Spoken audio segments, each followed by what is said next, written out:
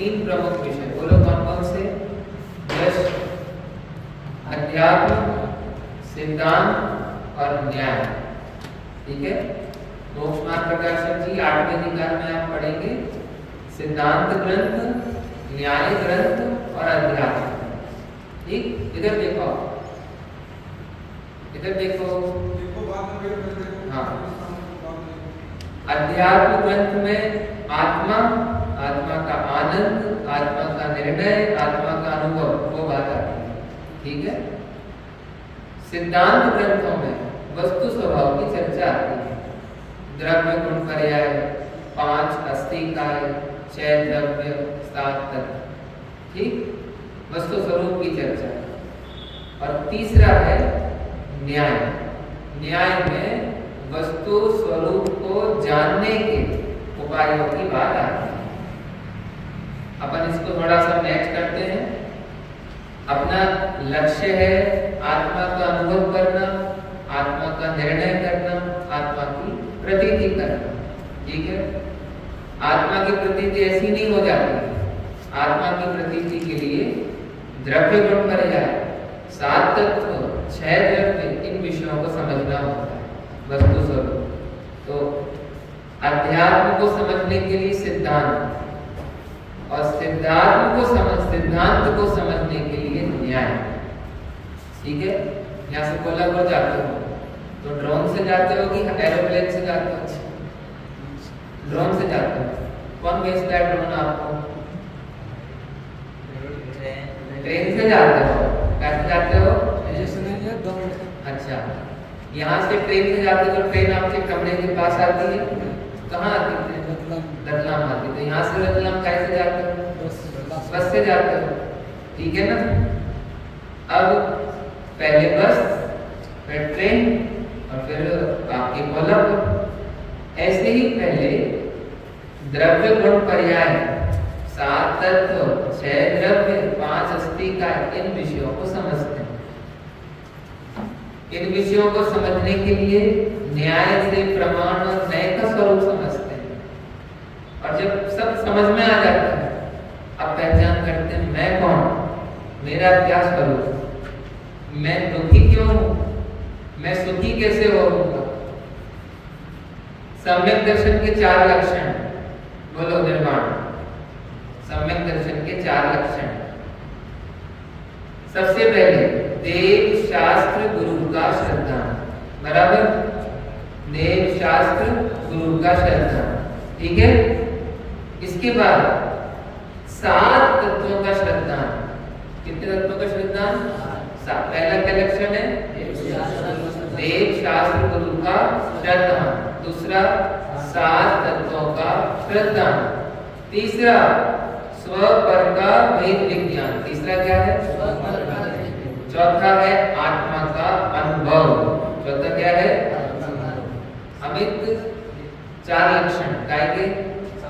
सम्यक दर्शन के। सबसे पहले देव शास्त्र गुरु का श्रद्धा। देव शास्त्र गुरु की श्रद्धा के बाद उनके द्वारा कहे गए 7 तत्वों का श्रद्धा। 7 तत्वों की भी बात, स्वपर का भेद विज्ञान, और स्वपर के भेद विज्ञान के बाद आत्मा का अनुभव। ठीक है, सम्यक दर्शन अपने जीवन का पहला लक्ष्य है, आत्मानुभूति और फिर तत्व प्रचार। सम्यक दर्शन हवा नहीं होता। सम्यक दर्शन अचानक नहीं होता। सम्यक दर्शन तीर्थों में नहीं होता, मंदिरों में नहीं होता। अरे सम्यक दर्शन ग्रंथों में नहीं होता। सम्यक दर्शन वस्तु स्वरूप को समझने के बाद स्वपर के भेद ज्ञान से आत्मा के अनुभव पूर्वक होता है। समझ में आ रहा है? आदर्श कठिन पढ़ रहा है। हम ये न्याय क्यों पढ़ रहे हैं साहब? ये तो कॉलेज में पढ़ाया जाता है। ठीक है, लेकिन आप लोग ना कॉलेज में पढ़ते हो ना इधर पढ़ते हो, इसलिए यहीं पढ़ा रहे हैं। चलो, न्याय की परिभाषा बोलेंगे सब? इधर क्या नाम? आदर्श, अभी श्रेयस पाटिल। न्याय की परिभाषा, प्रमाण नयात्मको न्याय। बोलिए,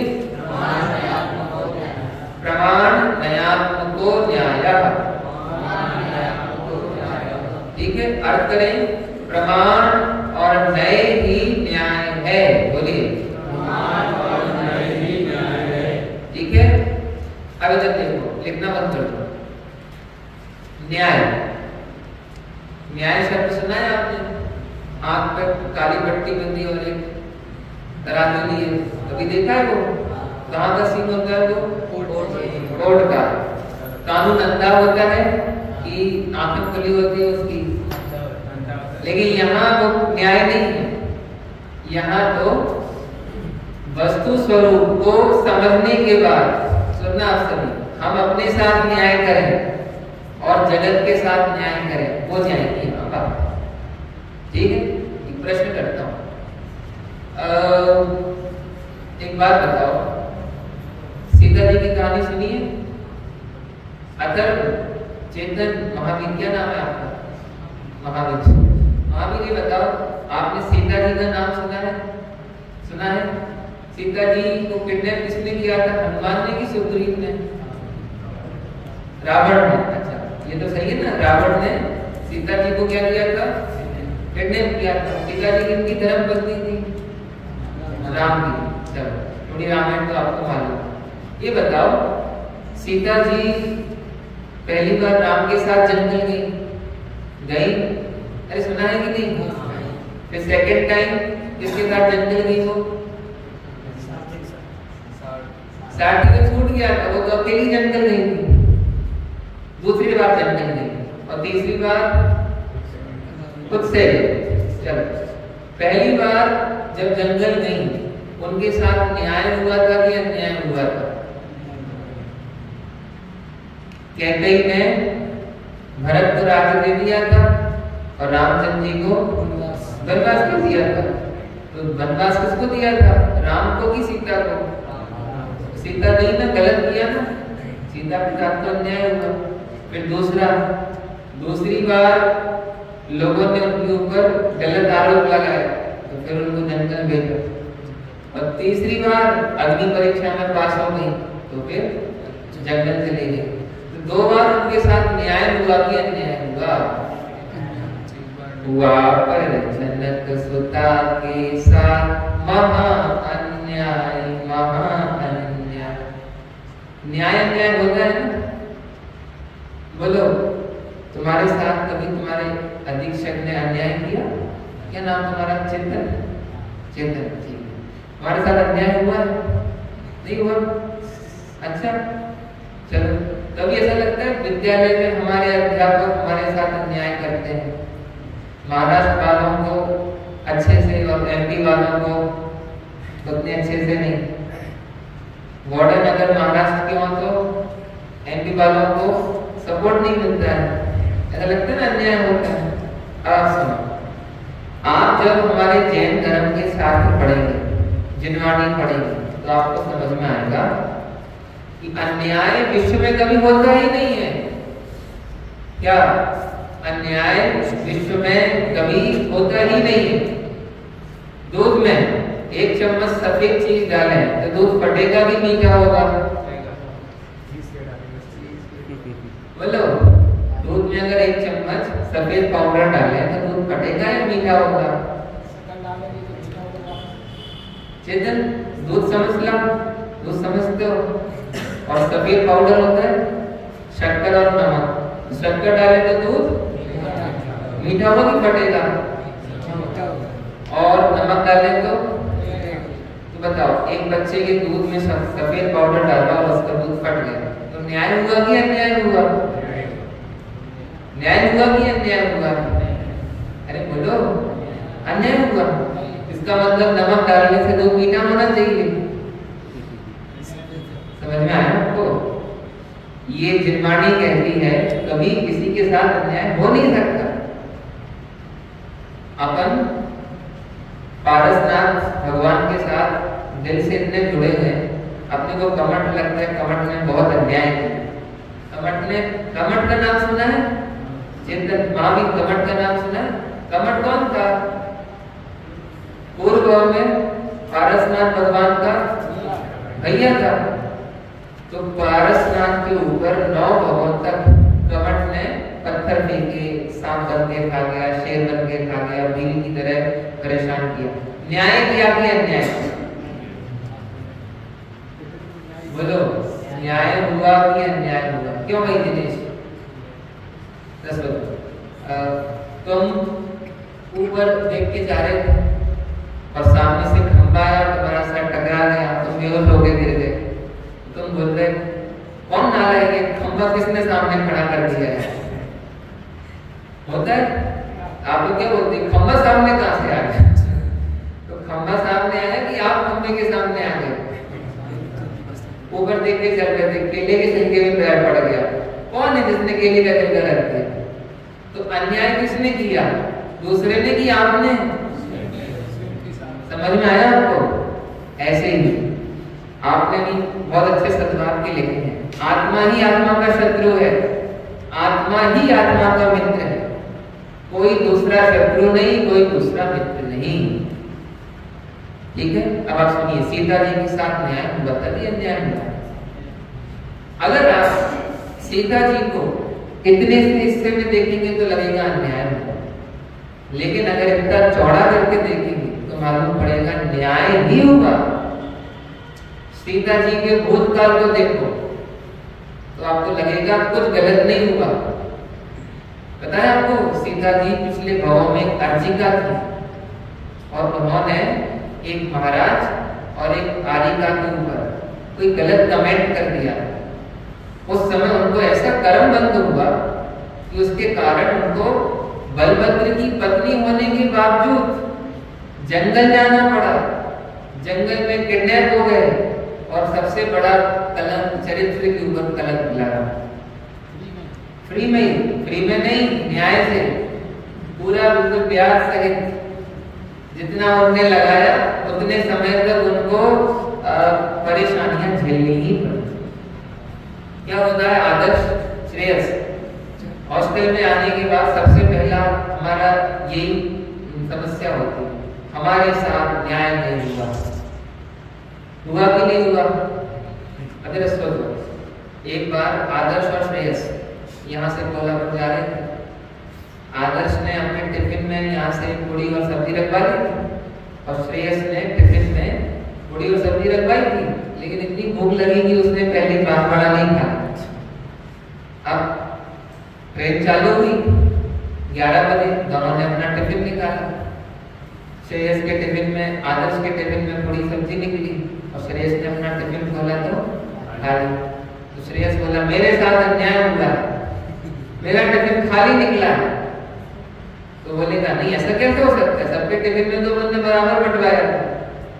बोले नहीं, मैं शिकायत करूंगा, मैं सुप्रीम कोर्ट तक जाऊंगा, मैं बाबूजी को बोलूंगा, काका जी को बोलूंगा। अरे वो तुम्हारे टिफिन का माल था, तुमने पहले खा लिया तो कोई क्या करे? ऐसे। अब आप सुनना, सभी लोग सुनिए, अपने बचपन से लेकर अभी तक का समय हमें शिकायत है, हमारे साथ हमारे समाज ने, हमारे परिवार ने, हमारे विद्यालय ने, हमारे अध्यापकों ने न्याय नहीं किया। ये शिकायत एकदम झूठी है। क्या नाम बताया था आपका? अभिषेक। आप कहते हो ना कि हमको पढ़ाने वाले नहीं मिले, हमको सुनाने वाले नहीं मिले, हमारे साथ विद्यालय अच्छा नहीं है, स्कूल अच्छा नहीं है। आपको मालूम किसके टिफिन का माल? टिफिन किसने पैक किया? खुद ने। खाया किसने? हमने। सुबह से आपको किसने रोका कि मंदिर आओ, भगवान के चरण स्पर्श करो और अपने हाथों को पवित्र करो, नेत्रों को सफल करो, इस जिह्वा को सरस करो।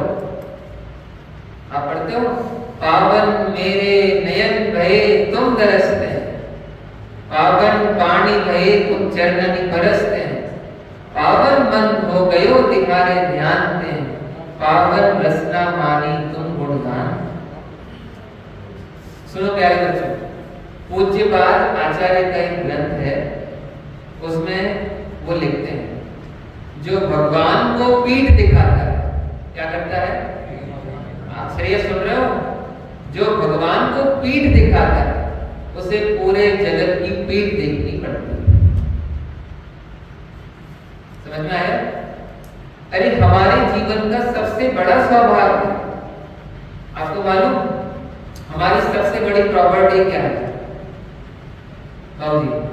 हमारे रिश्तेदार हमसे रूठ सकते हैं, हमारे समाज वाले हमसे रूठ सकते हैं, अरे माता पिता रूठ सकते हैं, बच्चे रूठ सकते हैं, लेकिन एक जिंदे बाप से कभी नहीं रूठेगी।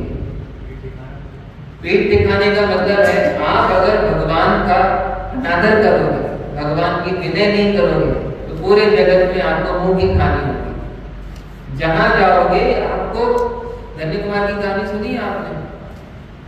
सुनना, पढ़ना, हमने आपको लाइब्रेरी में सब पुस्तकें रखवाई हैं। भगवान के साथ जिसने अन्याय किया उसे पूरी दुनिया में से अन्याय झेलना पड़ा।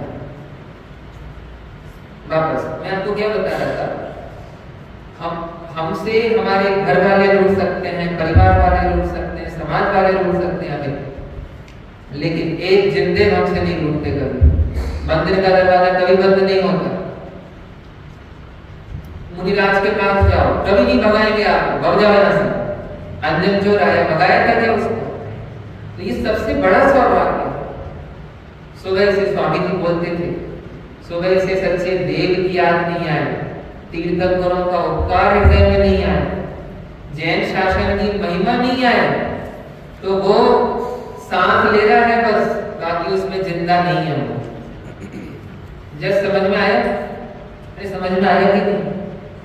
आप लोग, मैं आपसे कहता हूँ, आपको जिनवाणी पढ़नी है ना, तो एक काम करो, ये पूरे जगत को देखो।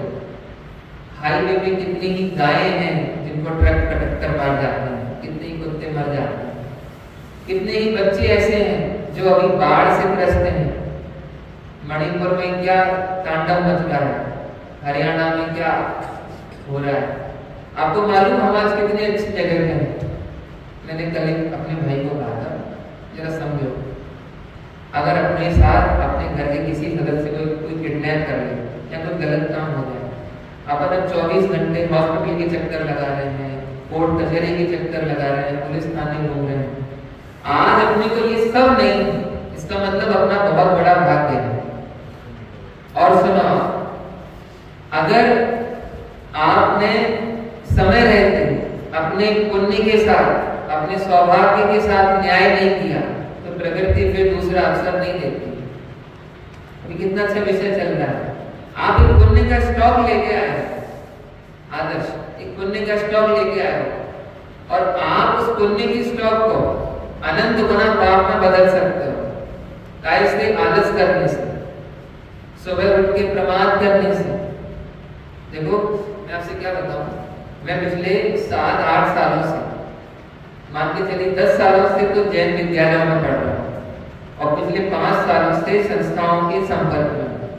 मैंने बहुत केस स्टडी की, रिपोर्ट्स तैयार की। मैं आपके विद्यालय की भी रिपोर्ट तैयार कर रहा हूँ। मेरा ये अंतिम निष्कर्ष है, जो छात्रावास के जीवन में, जैन छात्रावास में दुरुपयोग करते हैं, अपने पुण्य का दुरुपयोग करते हैं, अपनी प्रभुता का दुरुपयोग करते हैं, वो पूरे जीवन भर दुखी रहते हैं। अगर उनको कहीं किसी कारण से जॉब मिल भी जाए तो वहां परेशान रहते हैं, घर में परेशान रहते हैं, उनके घर वाले उनको परेशान करते हैं, संतान होती है तो संतान से वो प्रसन्न नहीं रहते। प्यारे बच्चों, ये समक्षरण कहलाता है। मंदिर समक्षरण है, स्वाध्याय भवन समक्षरण है। अगर आप इस समक्षरण से भागेंगे तो फिर आपको कोई शरण नहीं मिलेगा। मैं आप लोगों को घबराने का, मैं आप लोगों को आपकी MRI रिपोर्ट बताऊंगा। कितने गोद, कितनार की, कितने अंचला, पढ़ते हो आप लोग? कितने गोद, कितनार की, कितने अंचला। आगे बोलो। आज धन्य मानुष गयो, आयो जिन पर ध्यान। आप लोगों को अपना इंटेलिजेंस बढ़ाना है।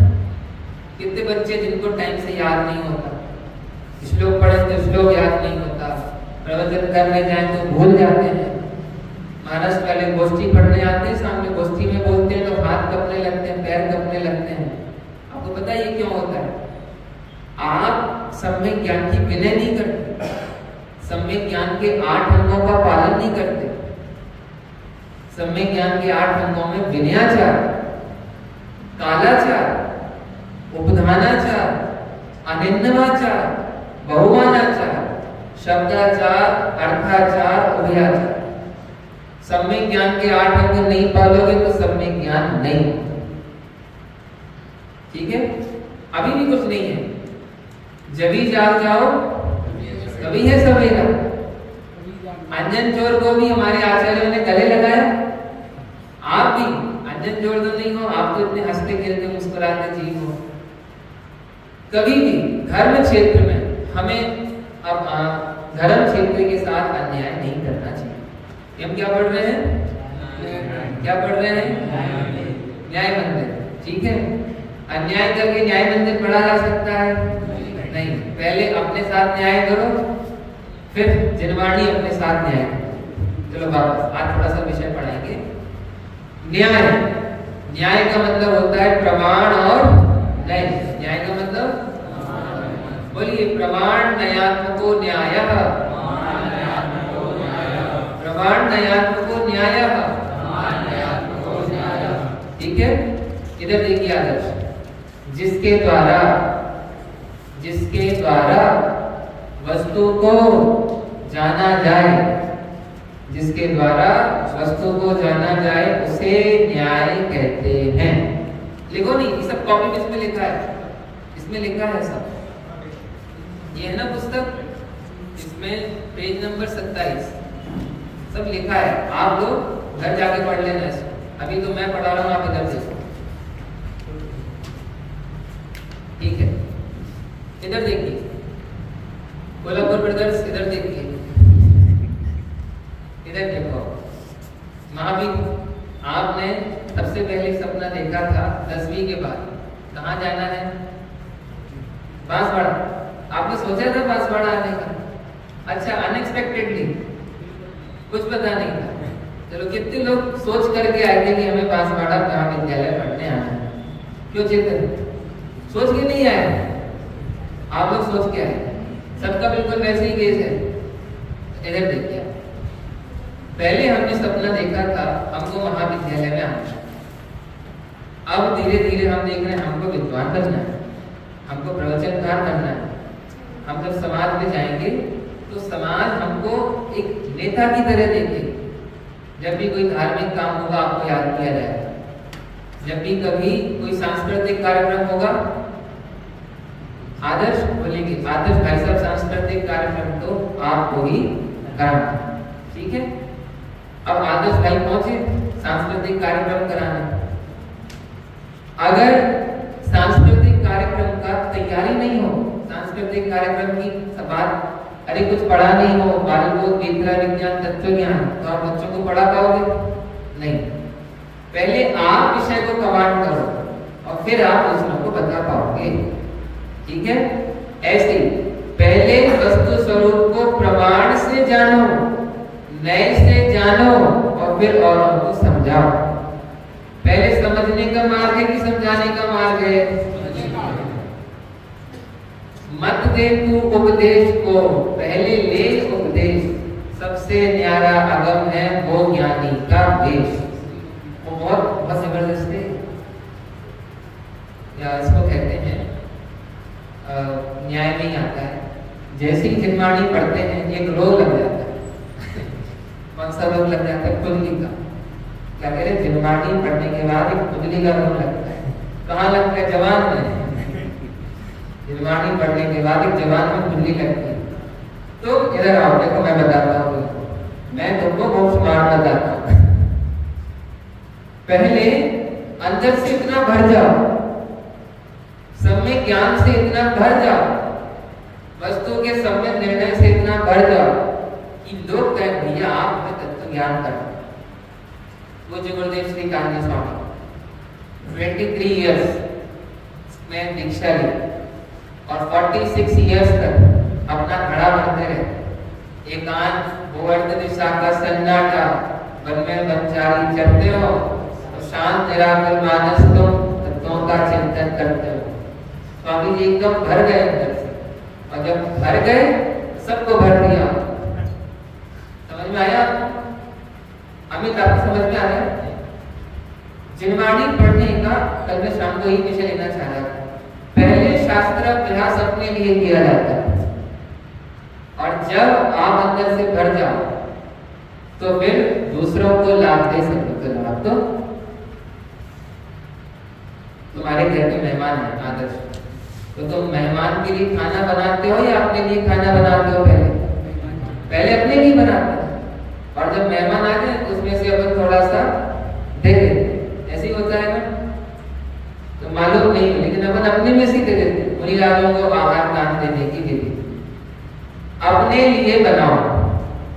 घर के 4 लोग हैं, 4 लोगों के लिए बनाओ और कोई अतिथि आ जाए उसमें से उसका विभाग करो। अब ध्यान से सुनो मैं क्या कहता हूँ।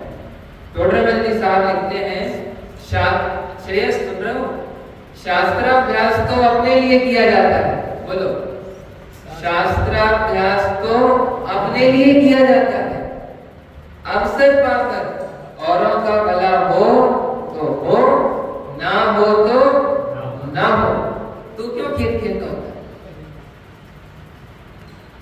चलो एक बहुत अच्छी आपको घटना सुनाती हूँ। चेतन, सोचो अगले भाव में तुम यहाँ से विदेश क्षेत्र पहुंचे। कहाँ पहुंचे?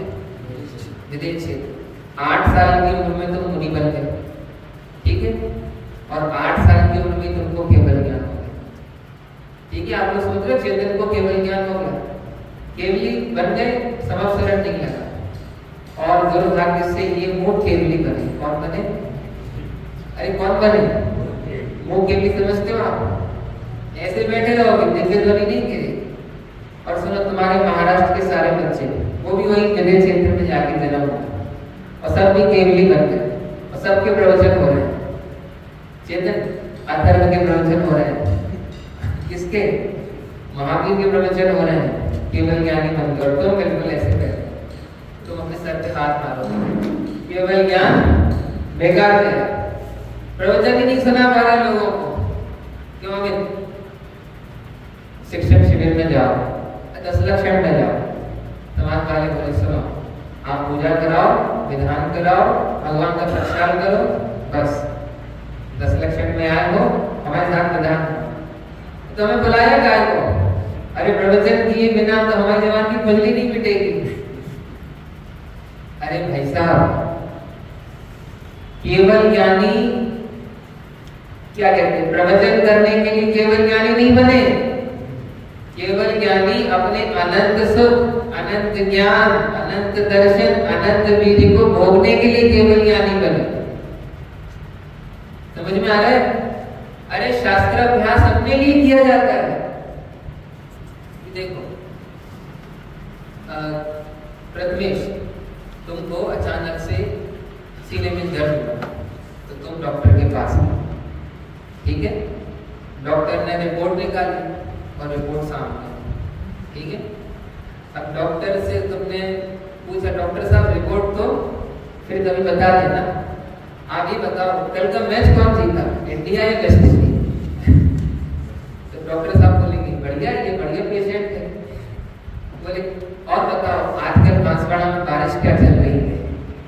तो डॉक्टर साहब बोलेंगे काम करो, तुम जाओ यहाँ से, तुम खुद ही रोग के लिए अलर्ट नहीं हो, हम क्या करें? सबसे पहले क्या पूछोगे? ये बताओ हार्ट में क्या है? और डॉक्टर ने बोला आपको हार्ट अटैक आया है। हार्ट अटैक आया है तो अब क्या करें? तो आप अपनी बीमारी को कितनी गंभीरता से लेते हो? डॉक्टर के पास जाओ, फालतू बातें करते हो कि नहीं करते ना? ऐसी जिम्मेदारी अपन टाइम पास के लिए आगे बढ़ते हैं क्या? हम अपनी समस्याओं का समाधान खोजने के लिए पढ़ते हैं।